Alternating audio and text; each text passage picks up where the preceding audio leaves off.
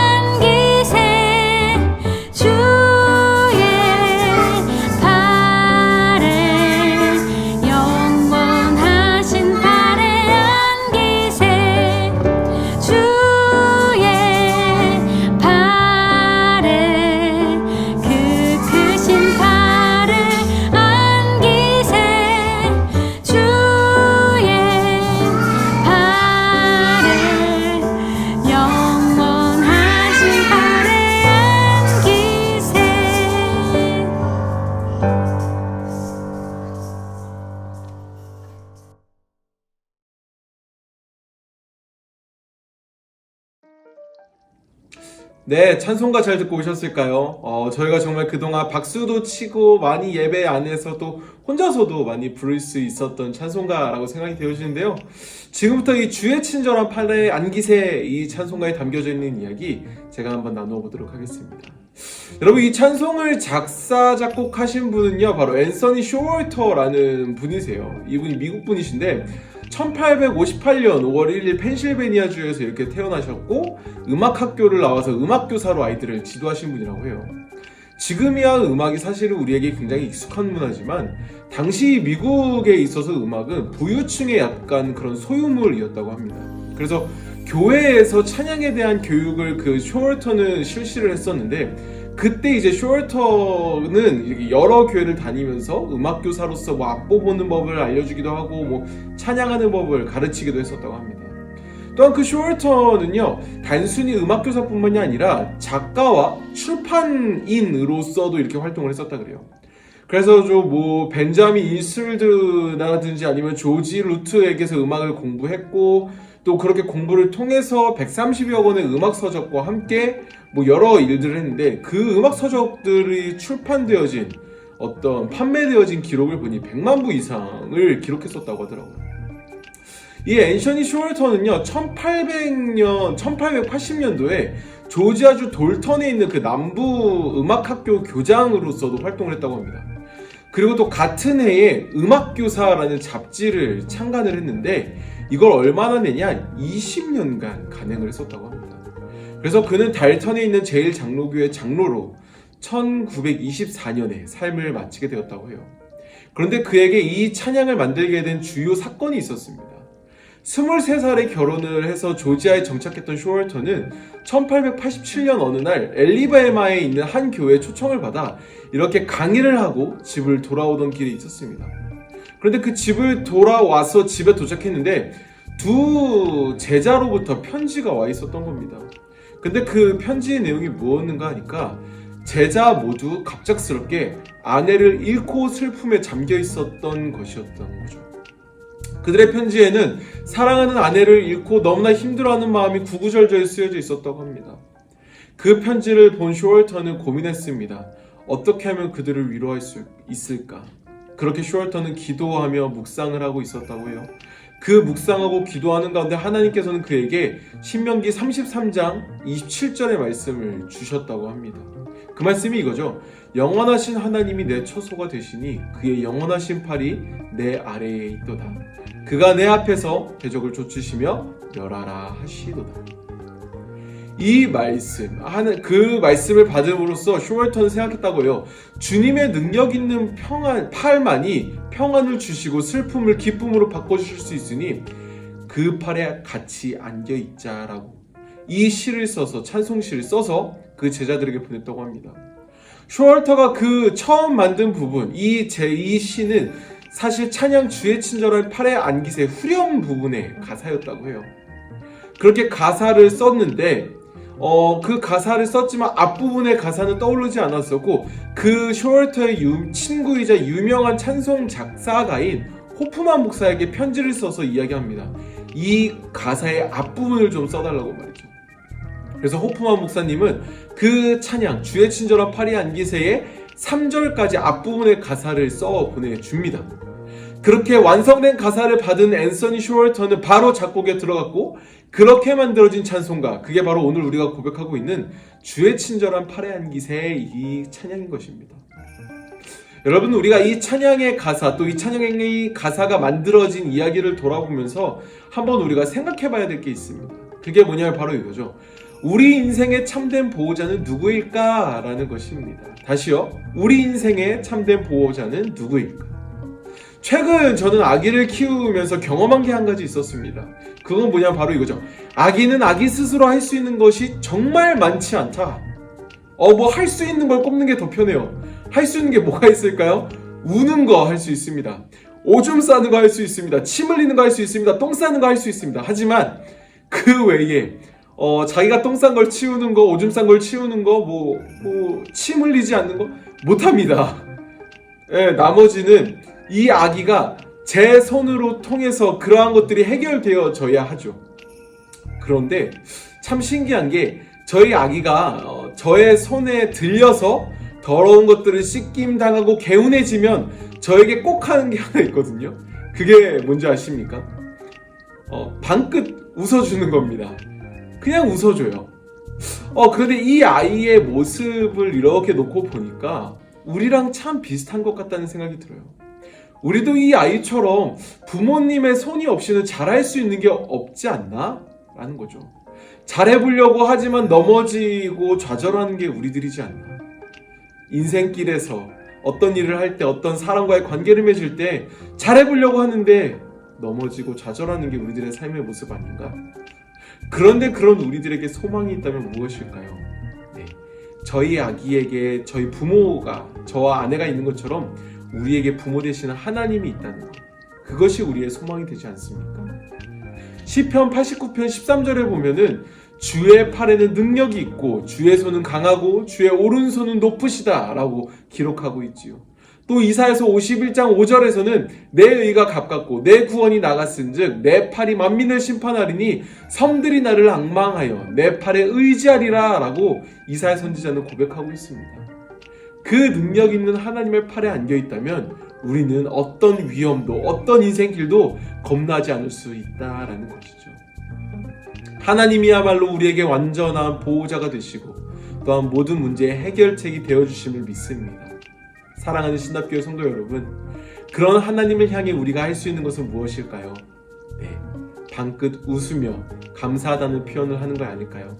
찬양을 통해서, 기도를 통해서, 예배를 통해서 우리의 마음을 전달하는 삶을 살아야 되는 게 우리 성도들의 삶이 아닐까요? 바라기는 우리가 그런 삶을 살길 원합니다. 우리의 참된 부모가 되시는 의로우신 오른팔로 우리를 붙들어주시는 그 하나님을 향해 감사합니다. 하나님 사랑합니다. 하나님이 나의 참된 부모가 되십니다 라고 믿음의 고백을 할 수 있는 우리 신답의 성도 여러분들이 되기를 주님의 이름으로 축복합니다. 네, 다음으로 나누어 볼 찬양은요, 조금은 낯선 찬양이실 겁니다. 바로 그가 다스리는 그의 나라에서 라는 찬양인데요, 어린아이들과 어른이 함께 부르는 찬양입니다. 이 찬양 한번 같이 들어보고 또 이 찬양에 담겨져 있는 이야기, 오늘 우리에게 주는 메시지 같이 나누어 보도록 하겠습니다. 함께 찬양 듣고 오겠습니다.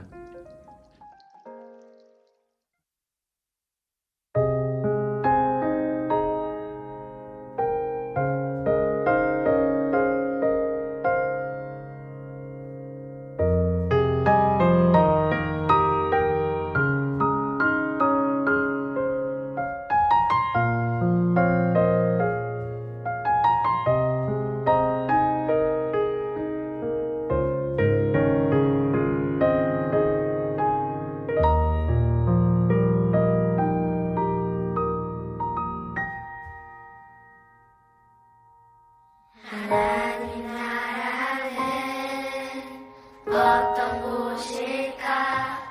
아픔과 슬픔이 없는 나라인가요? 하지만 이곳은 그렇지 않은 걸. 하나님 나라에 살고 싶어요. 하나님 나라는 이곳이란다. 여전히 아프고 슬픈 일이 있지만 행복과 기쁨이 여전히 있는 걸.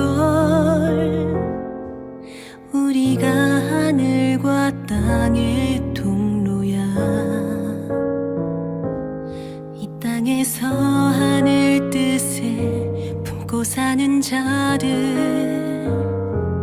믿음으로 하늘 뜻을 보여주는 자들, 보내어진 자리에서 동참하는 자들, 믿음으로 주님 보길 소망하는 자들, 하나님이 세상을 지으사 회복하고 통치하시는 주님이 이곳에 나타나오시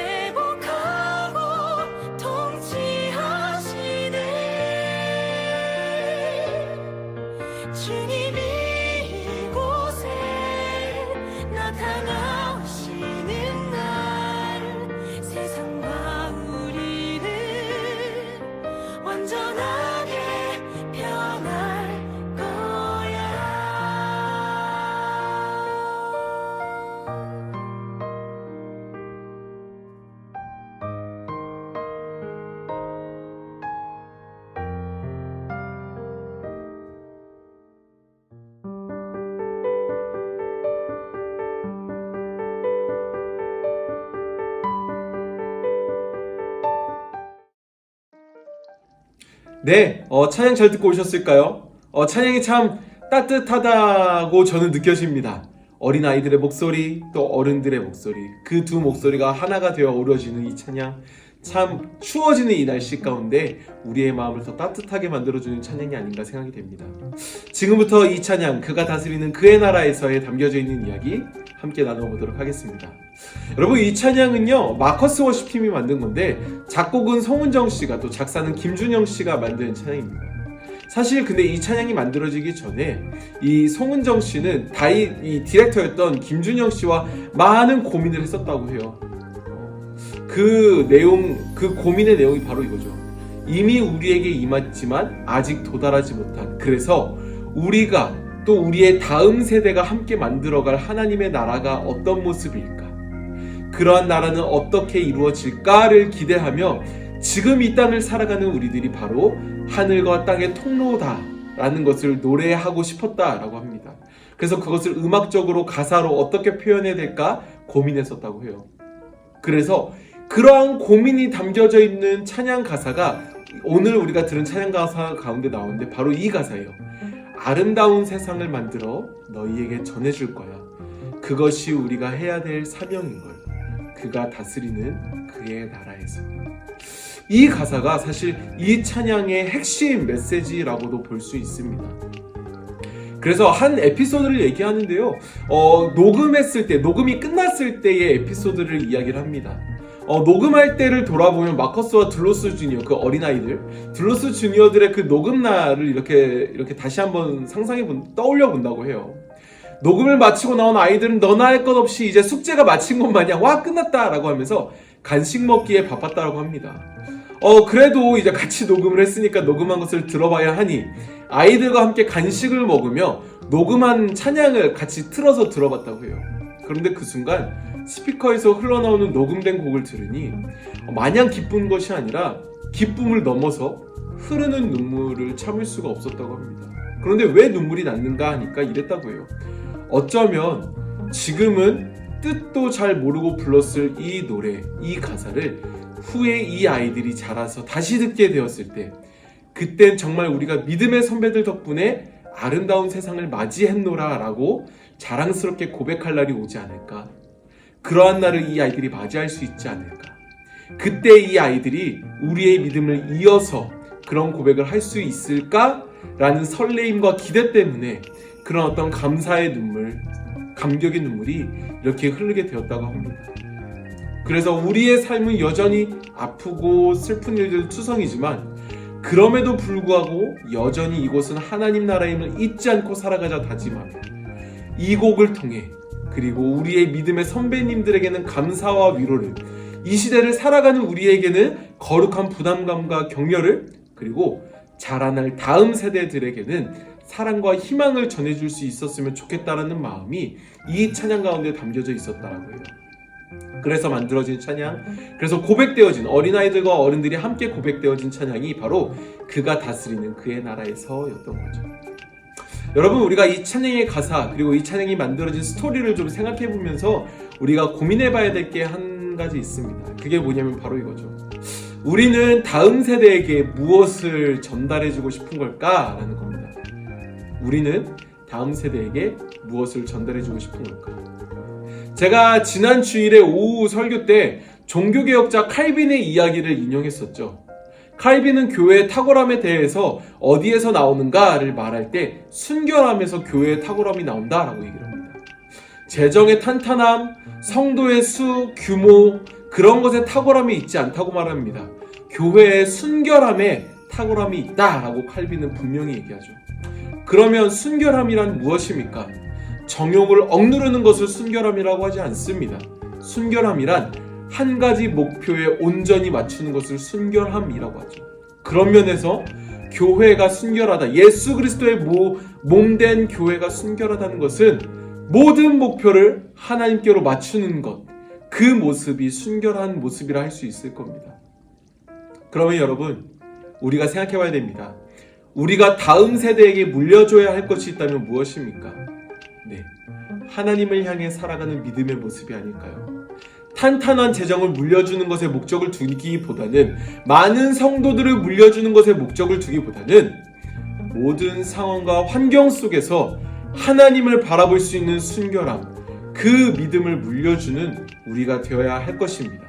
사람을 의지하는 것이 아니라, 정치를 의지하는 것이 아니라, 나의 경험을 의지하는 것이 아니라, 모든 상황과 환경 속에서 하나님을 바라볼 수 있는 그 순결함을 말이죠.